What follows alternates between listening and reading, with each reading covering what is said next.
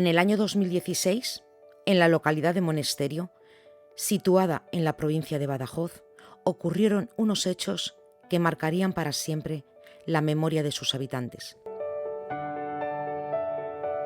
Bienvenidos, soy May García y estáis escuchando Dossier Criminal.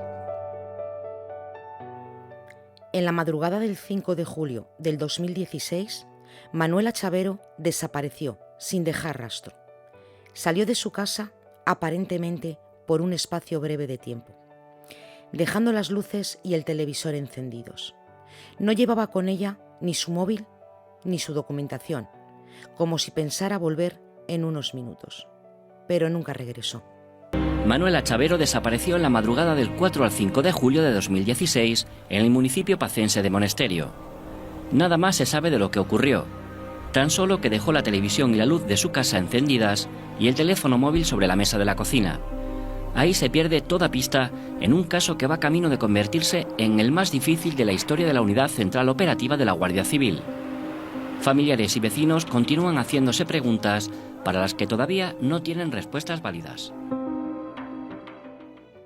Manuela Chavero era una mujer de 42 años divorciada y madre de 2 hijos. Se encontraba sola cuando desapareció. Las niñas estaban con su padre en Sevilla. 4 años más tarde de aquella fatídica noche, en septiembre del 2020, el misterio que envolvía a Manuela tuvo un triste desenlace. El cuerpo de Manuela fue encontrado. A partir de este momento, su desaparición dejó de ser un misterio, pero ahora había que buscar el porqué de este fatal desenlace. Manuela había pasado la tarde del día 4 de julio con una amiga. Alrededor de la medianoche, se dirigió de regreso a su hogar. Una vez en casa, se puso en contacto con sus hijas, que estaban en Sevilla. Hasta las 2 menos 5 de la madrugada, intercambió mensajes por WhatsApp con un joven del pueblo, con quien mantenía relaciones esporádicas. Este joven fue el primer sospechoso. Tras ser localizado, la policía le tomó declaración y efectuó el registro de 3 coches de su propiedad. Sin embargo, no encontraron ninguna pista que les llevara a Manuela. Este joven no fue el único investigado. La policía también interrogó a todos los hombres con los que Manuela había tenido algún tipo de relación. Pero a pesar de los esfuerzos, ninguno de ellos proporcionó pistas que llevaran a su paradero. La familia de Manuela vivió un auténtico calvario, sumidos en un doloroso vacío sin saber nada de ella. Durante estos 4 años, la UCO concentró sus esfuerzos en un sospechoso, Eugenio Delgado, un vecino del pueblo que vivía a escasos 80 metros de Manuela. Este vecino declaró haber sido testigo de que el joven que mantenía una relación esporádica con Manuela había estado rondando la casa aquella noche. Eugenio también declaró que el día de la desaparición había estado pescando en la playa de Huelva y que a su regreso se había alojado en otro domicilio que tiene en el centro del pueblo, y no en la casa que tenía junto a la de Manuela.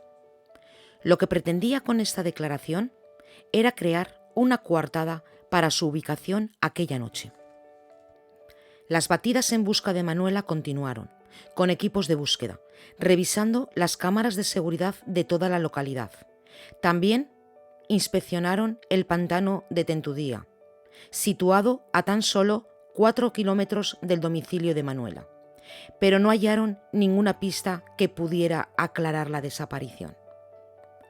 Un agente de la UCO, en un intento desesperado por encontrar alguna pista sobre el paradero de Manuela, se hizo pasar por un amigo de Eugenio durante más de medio año.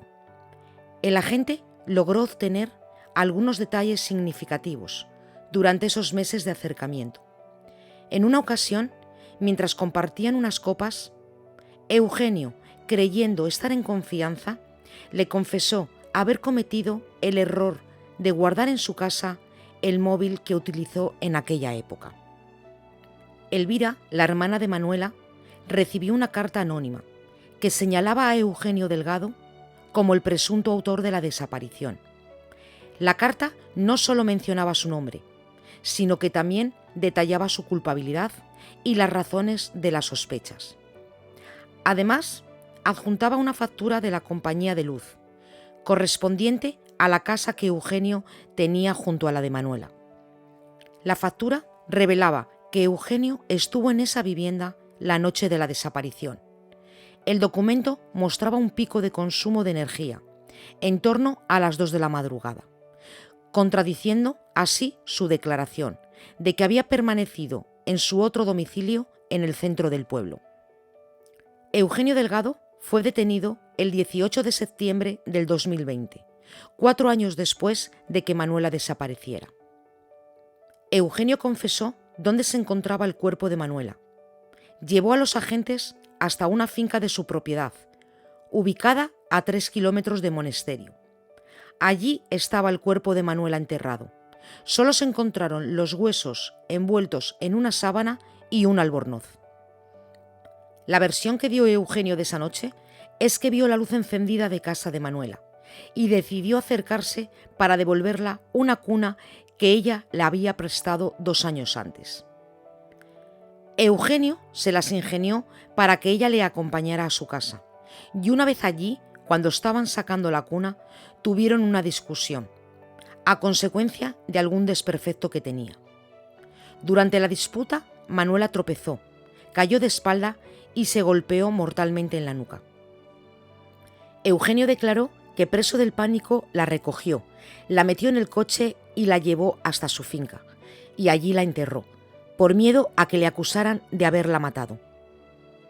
La versión de la Fiscalía fue que alrededor de las 2:15 de la madrugada, Eugenio acudió a la casa de Manuela al ver la luz encendida, con la excusa de devolverla la cuna que le había prestado. Una vez en el interior de la vivienda y sin consentimiento de ella, la agredió sexualmente y la golpeó hasta matarla. Tras examinar el cuerpo, los forenses descubrieron la rotura de 2 huesos, una vértebra, el atlas, que está justo debajo del cráneo y une la cabeza con la columna vertebral, y el hueso hioides, ubicado en el cuello. La autopsia reveló que las lesiones en el cuerpo de Manuela no se debían a una caída hacia atrás, como había declarado Eugenio. Este hallazgo desmentía su versión y apuntaba a una causa de muerte mucho más violenta. Presentaba fracturas en la nariz, en 5 piezas dentales y en 5 costillas. Lesiones que indicaban una agresión violenta y no un simple accidente. Además, fue agarrada del cuello con una importante presión. Eso explicaba la rotura del hueso hioides. Posiblemente fue estrangulada. El 13 de mayo del 2024 arrancó el juicio contra Eugenio Delgado. Fue juzgado por un jurado popular, compuesto por 6 hombres y 3 mujeres. El juicio se llevó a cabo en 4 sesiones, de mañana y tarde, para acomodar el extenso número de testimonios y peritajes. Declararon más de 20 testigos y 60 peritos. Los 2 agentes de la UCO declararon que el contenido encontrado en el teléfono móvil de Eugenio les llamó la atención, debido al elevado consumo de pornografía. Explicaron también que Eugenio había intentado hablar con ellos de manera privada, para confesarles que si encontraban restos de semen en el cuerpo de Manuela, serían de él, alegando que aquella noche habían mantenido relaciones sexuales consentidas. Creyeron que Eugenio hizo esta confesión por miedo a que pudieran hallarse tales restos en los huesos. Sin embargo, esta confesión contradecía la versión oficial en la que Eugenio siempre había negado haber mantenido contacto sexual con Manuela. Uno de los testigos, vecino de Manuela, afirmó conocer a Eugenio, porque en ocasiones le alquilaba una finca. Y Eugenio le comentó que quería cubrir una zona de la finca con hormigón, lo que a este vecino le pareció extraño. Eugenio argumentó que era para instalar un bebedero para las vacas. Sin embargo, este testigo observó que la zona donde Eugenio planeaba colocar el bebedero estaba escarbada y parecía haber sido con una pala excavadora. Una de las amigas de Eugenio declaró que en una ocasión él le había dicho en un tono poco apropiado que si no era de él, no iba a ser de nadie. Esta afirmación nos dice mucho del carácter de Eugenio y de las intenciones que tuvo con Manuela. La Fiscalía solicitó para Eugenio prisión permanente revisable, como responsable del asesinato de Manuela. Además, pidió 15 años de prisión por un delito de agresión sexual con violencia extrema. A estas acusaciones se sumaban los cargos de ensañamiento con alevosía y el agravante de género, subrayando la brutalidad y premeditación del crimen. El jurado popular, por unanimidad, declaró a Eugenio Delgado culpable de matar a Manuela y de haberla agredido sexualmente. Además, el jurado recordó que los analistas del comportamiento lo definieron como un sádico sexual y que ocasionó la muerte de Manuela para evitar que se descubriera la agresión sexual. Finalmente, el veredicto del jurado fue condenar a Eugenio a prisión permanente revisable como responsable del asesinato de Manuela y a 15 años de prisión por un delito de agresión sexual con violencia extrema y violación.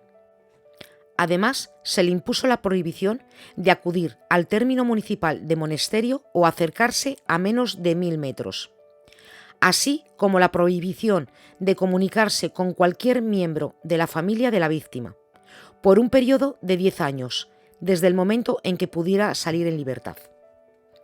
Por ambos delitos se le impone la libertad vigilada durante 10 años, una vez finalice la pena de prisión, y como responsabilidad civil, el acusado tendrá que abonar a la familia de Manuela alrededor de 560.000 euros.